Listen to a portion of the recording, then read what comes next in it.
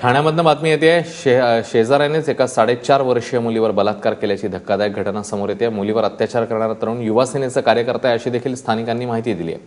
शिवाजी धाडवे असं आरोपीचं नाव आहे आणि पोलिसांनी त्याला अटक केली आहे। तर पीडित मुलीला उपचारांकरता सरकारी रुग्णालयात दाखल करण्यात आलंय। ठाण्याच्या किसननगर परिसरातली ही घटना आहे।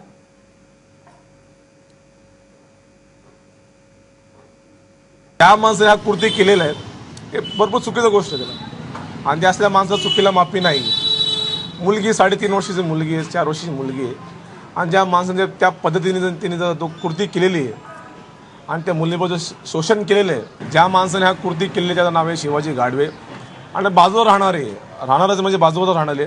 आणि दुसरी गोष्ट जी मुलगी आहे ती मुलगी त्यांच्या घरात जाते, खेळते, फिरते, पण ह्या माणसाने असं कृती आम्ही कधी विचार केलोच नव्हतो। आमचं एकच मागणी आहे, ज्या माणसाने हा जो कार्य केलेला आहे माणसाला जास्त शिक्षा झाली पाहिजे, शिक्षणाचा 500 याला फाशी दिली पाहिजे।